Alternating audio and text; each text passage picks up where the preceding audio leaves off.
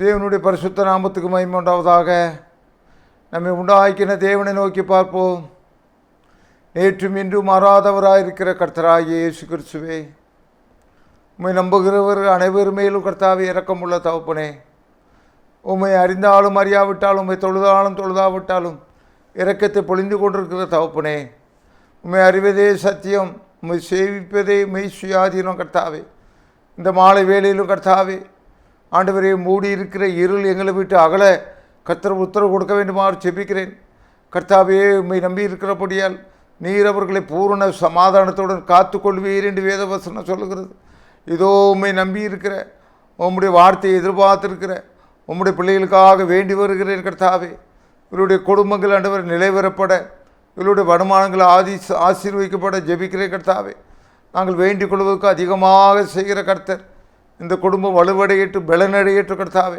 இந்த தம்பிக்கு வேண்டிய வேலைகளை கொடுங்க தகப்பனே. ஒருவரையும் சோர்ந்து போக விடாதிருப்பீராக. உங்கள் துக்கம் சந்தோஷமாய் மாறும் என்று சொன்னீரே ஆண்டவரே. நான் உங்களை கலங்க விடமாட்டேன் என்று சொன்னீரே. நான் உங்களை திக்கற்றவர்களாக விடேன் என்று சொன்னீரே ஆண்டவரே. உம்முடைய வேத வசனத்தை கேட்க இருக்கிற, உம்முடைய வார்த்தையை கேட்க இருக்கிற ஒவ்வொருவரும் உயிர்வடைவார்களாக இயேசுவினுடைய வேண்டுகிறேன் நல்ல பிதாவே. ஆமேன் ஆமேன். கர்த்தருக்கு பிரியமானவர்களே, இந்த நாளில் கூட தேவனுடைய வார்த்தையானது உதயநதி, உதயநிதி, உதயநீதி, உதயநியதி என்கிற 4 தலைப்பிலே தேவனுடைய வார்த்தை வருகிறது. முதலாவதாக உதயநதி. உதயநதி என்றால் என்ன? கர்த்தருக்கு பிரியமானவர்களே, உதயம் என்றால் தோன்றுகிறது, சூரியன் உதிக்கிறது, சூரியன் உதிக்கிறது, தோன்றுதல், உதய நதி. எப்போதெல்லாம் ஒரு மனிதனுக்கு, உலகத்தில் பிறந்த மனிதன் ஒவ்வொருவனுக்கும் எப்பொழுதெல்லாம் இறைவன் தோன்றுகிறார் என்றால்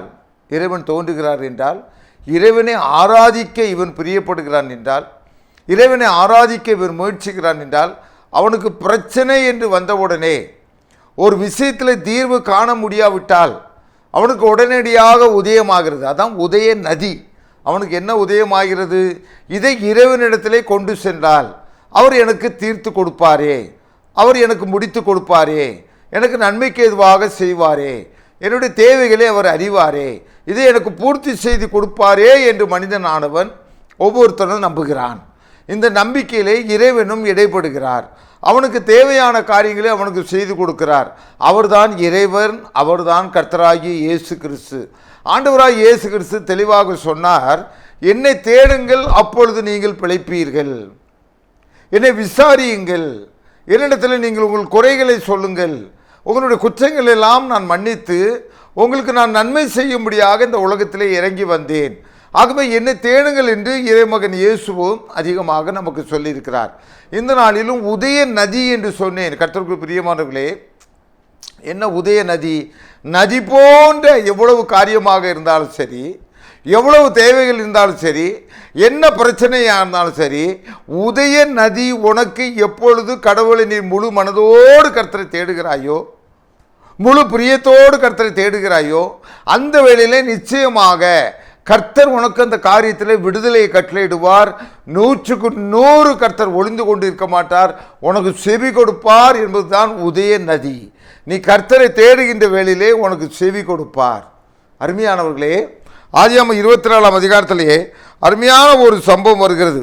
இங்கே ஆபிரகாம் என்கின்ற ஒரு செல்வந்தர் வாழ்கின்றார். அந்த காலத்திலே அவர் என்ன செய்கிறார் என்றால்,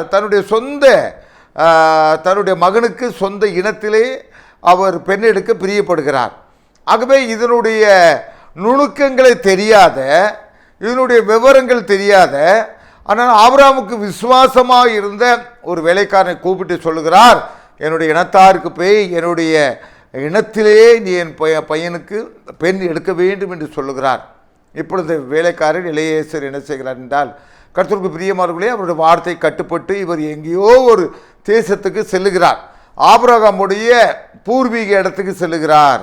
இவருக்கு அங்கே யாரும் தெரியாது. ஆகவே இப்பொழுது இவருடைய சிந்தனைகளை தோன்றுகிற காரியம் என்னவென்றால், இவருடைய மைண்டில் என்ன காரியம் வந்தது என்றால், எஜமானாகிய ஆபிரகாமுடைய தேவனுக்கு நான் வேண்டிக் கொண்டால் அவர் இந்த திருமண பந்தத்தை எனக்கு ஏற்படுத்தி கொடுப்பார் என்ற ஒரு சிந்தனை அவனுக்குள்ளாக வந்துவிட்டது. இதுதான் முக்கியம்.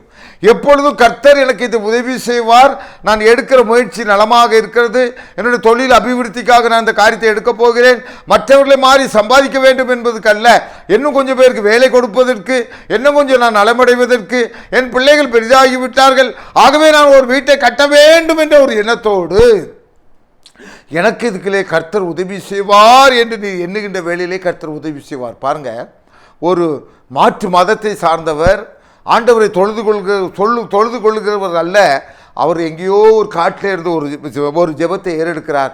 உதய நதி, ஆண்டவர் அந்த இடத்துல அங்கே அவருக்கு தோன்றியது, கர்த்தர் வந்தார். பாருங்க, அவர் சொல்லுகிறார், ஆதியாகமம் 24 அதிகாரம் 13, 14, 15, இதோ நான் இந்த தண்ணீர் தொட வண்டியில் நிற்கிறேன், இந்த ஊராருடைய பெண்கள் தண்ணீர் மொல்ல புறப்பட்டு வருவார்களே, நான் குடிக்க உன் குடத்தை சாய்க்க வேண்டும் என்று நான் சொல்லும்போது, குடி என்றும் உன் ஒட்டர்களுக்கு குடிக்கும்படி வார்ப்பேன் என்று சொல்லும் பெண் எவளோ, அவளே நீர் உம்முடைய ஊழியக்காரனைய ஈசாக்கு நியமித்தவளாய் இருக்கவும் என் எஜமானுக்கு அனுக்கிரகம் செய்து என்று நான் அதனாலே அறியவும் செய்துள்ள என்றான். அவன் இப்படி சொல்லி முடிக்கும் முன்னே, இதோ ஆபிரகாமுடைய சகோதரனாகிய நாகோரின் மனைவி மில்காலுடைய குமாரனாக இருக்கிற பெத்துவேலுக்கு பிறந்த ரெபேக்காள் குடத்தை தோன் மேல் வைத்து கொண்டு புறப்பட்டு வந்தாள். உதய நதி. ஐயா, அந்த வேலைக்காரன் வேண்டிக் கொள்கிறான், ஐயா எஜமானரே, இயேசுவே, யெகோவா தேவனே, என் எஜமான் சொல்லி விட்டுருக்காரு ஐயா, நான் தூர இடத்துல வந்து நிற்கிறேன் ஐயா, அமெரிக்காவில் வந்து நின்றுட்டு இருக்கேன் ஐயா, இங்கே நான் எப்படி ஐயா அறிவேன்? ஆனால் ஜெபம் பண்ண தெரிந்தது ஐயா. உதய நதி, அது உனக்கு தெரிந்தா போதும் ஐயா. கர்த்தருக்கு பிரியமானவர்களே, இன்றைக்கும் உனக்கு கர்த்தர் இதை உதவி செய்வார் என்று நீ விசுவாசிக்கின்ற பொழுது, நம்புகின்ற பொழுது, கர்த்தர் என்ன செய்வார்?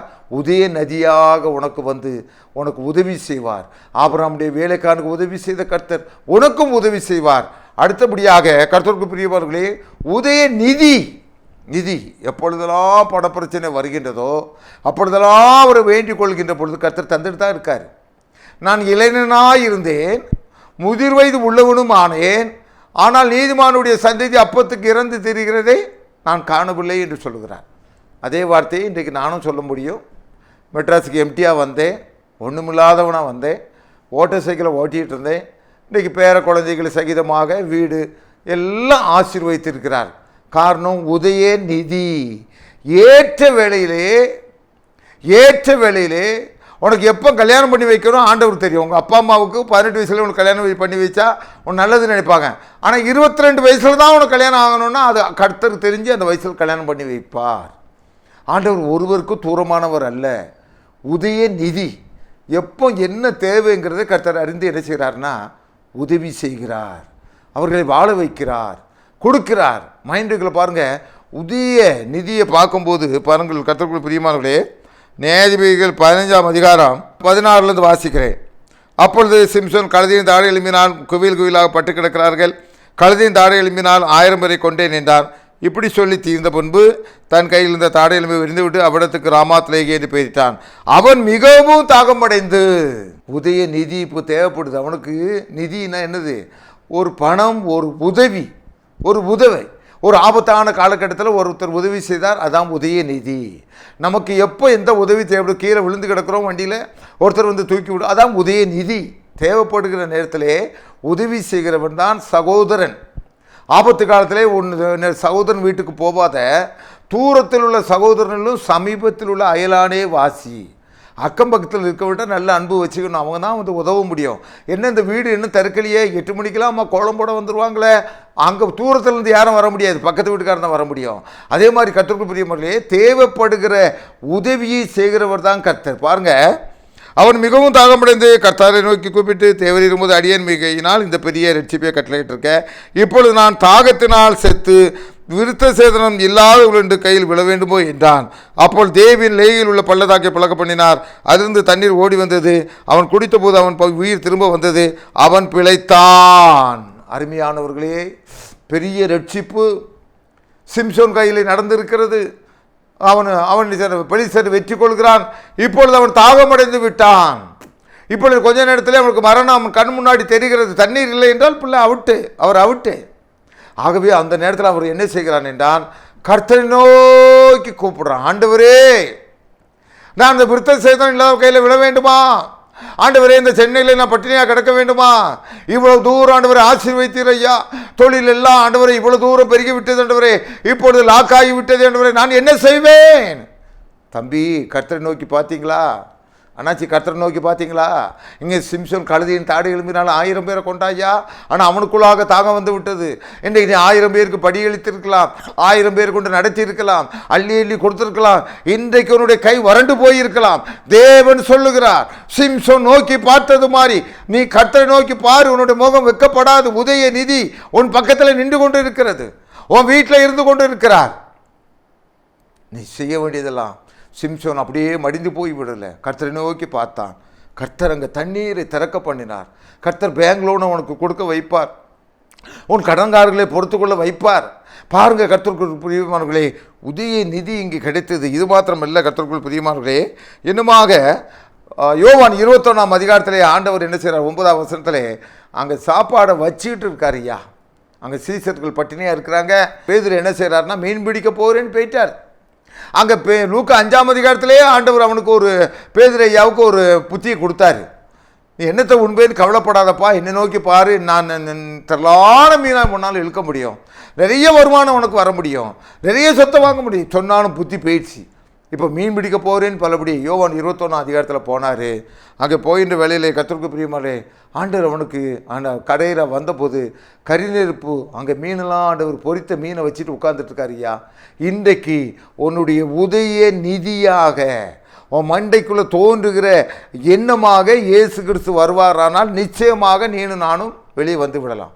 கொரோனா காலகட்டத்தில் எனக்கு எவ்வளவோ பிரச்சனைகள் வந்தது, ஆனால் உதய நதியாக இயேசுவை நோக்கி பார்த்தேன். நானும் என் குடும்பம் பிழைத்து வெளியே வந்தோம், நின்று கொண்டு இருக்கிறோம் என்றால் இந்த காரணம்தான். இங்கே சிம்சோன் என்ன செய்தான் என்றால், கர்த்தருக்கு பிரியமானவர்களே, இக்கட்டான சூழ்நிலையிலே அவனுடைய மைண்டுக்கு வந்தது இந்த உதய நதியாகிய இயேசு கிறிஸ்து தான் அவனுக்கு மைண்டுக்குள்ளாக வந்தது. அது மாத்திரமல்ல, 2 சாமுவேல் பாருங்க கர்த்தருக்கு பிரியமானவர்களே, 2 சாமுவேலை பார்க்கின்ற பொழுது இங்கே 2 சாமுவேல் 15ஆம் அதிகாரத்திலே ஒரு சம்பவம் வருகிறது. இங்கே இப்போ தாவீது ஒரு இக்கட்டில் இருக்கிறார். தாவீது ஒரு இக்கட்டில் இருந்த உடனே அப்சலோமா பிள்ளையா தகப்பனாங்கிற ஒரு நிலைமை வந்து விட்டது. இப்போது அப்சலோம் கிட்ட யார் இருக்கான்னா அகித்தோப்பேல் இருக்கிறான்.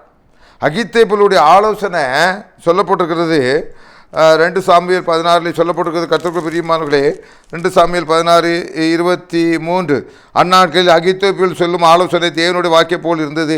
அப்படி அகித்தோப்பேலின் ஆலோசனை எல்லாம் தாவீதுக்கும் இருந்தது, அப்சலோமுக்கும் இருந்தது. இந்த அகித்தோப்பேல் கன்சல்டிங் ஆஃபீஸர் எப்படி இருக்காருன்னா, ஒரு நல்ல ஒரு புத்திமானாக இருக்கிறாரு. கரெக்டாக ஸ்கெட்ச் போட்டு கொடுத்தா கரெக்டாக நடந்துடும்.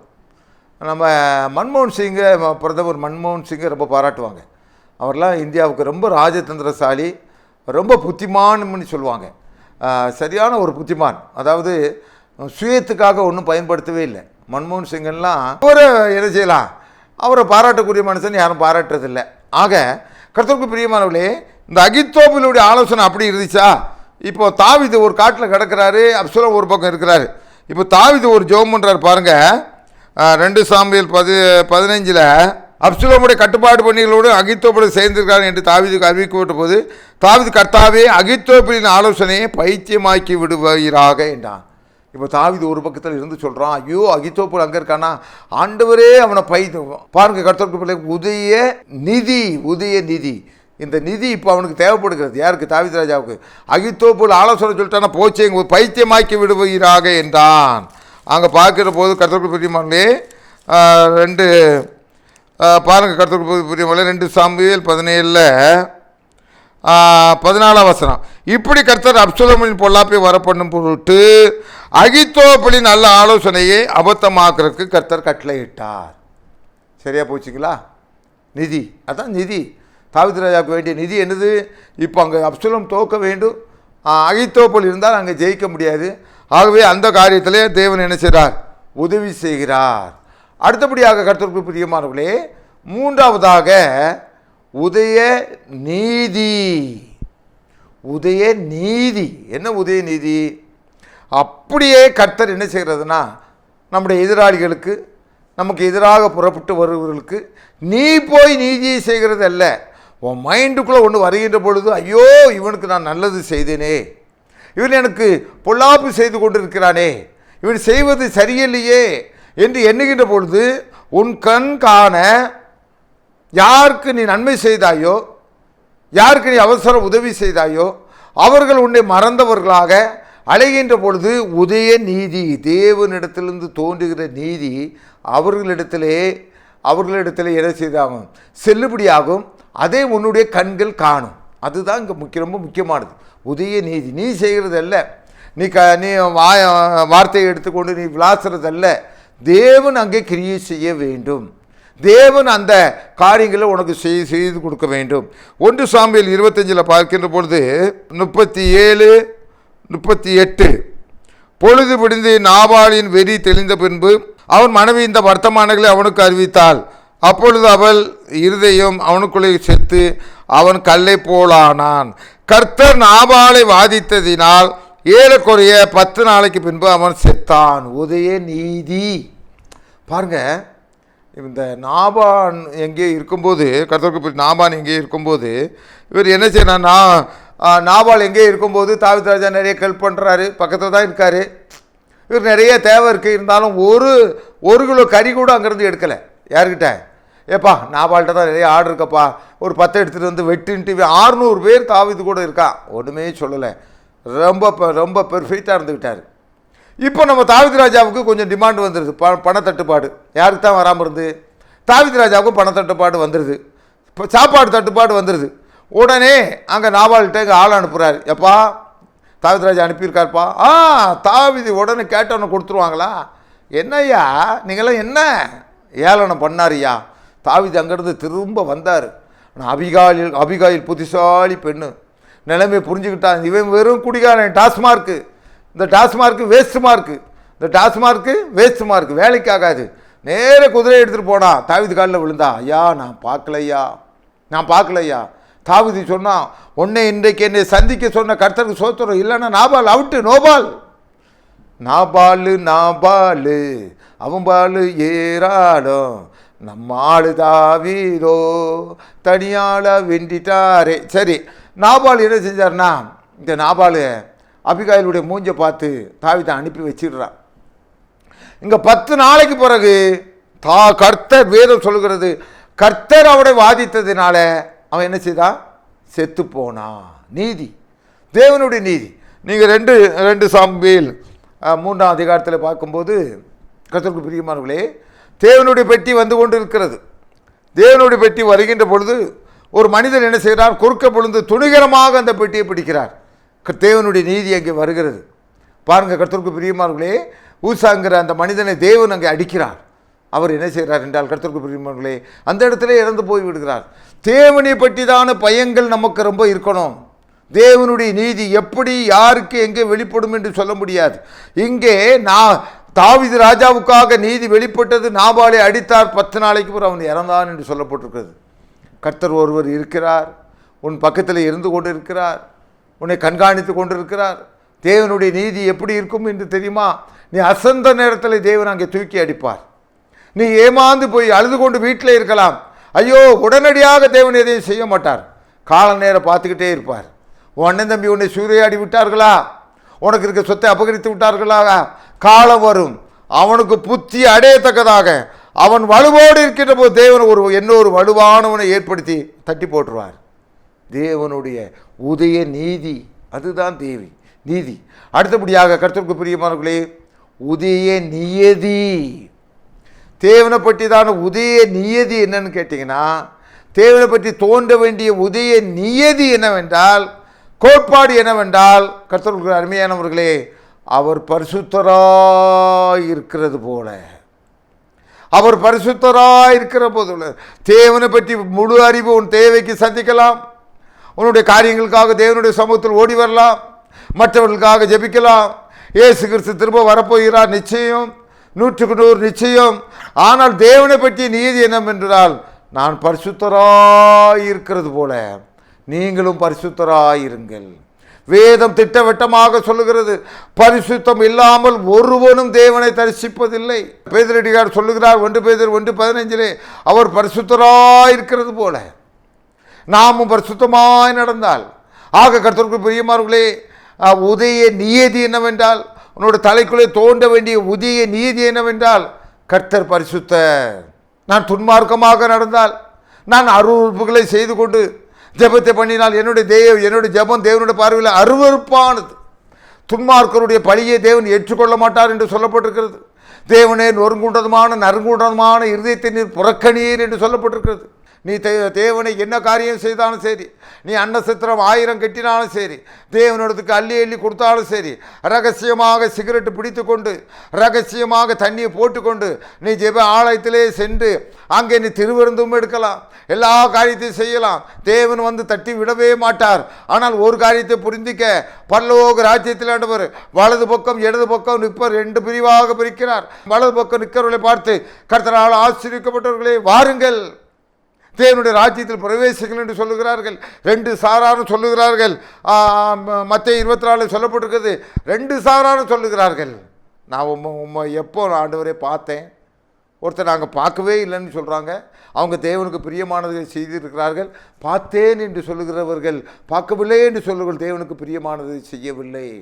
அருமையான தேவ ஜனமே, கர்த்தருக்கு முன்பதாக உன்னுடைய கபட நாடகம் செல்லாது. இன்றைக்கு தேவனுடைய நியதி ஒன்று இருக்கிறது. அது என்னவென்றால் பரிசுத்தம். உன்னை நீயே பரிசுத்தப்படுத்த முடியாது.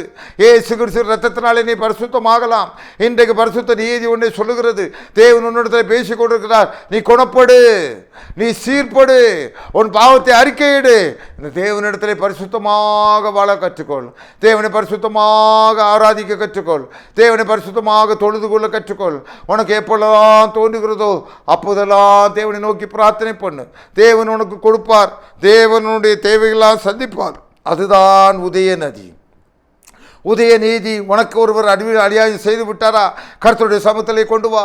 தாவீது ராஜா கர்த்தருடைய சமூகத்திலே கொண்டு வந்தான். கர்த்தர் அவனுக்கு நீதியை கட்டளையிட்டார்.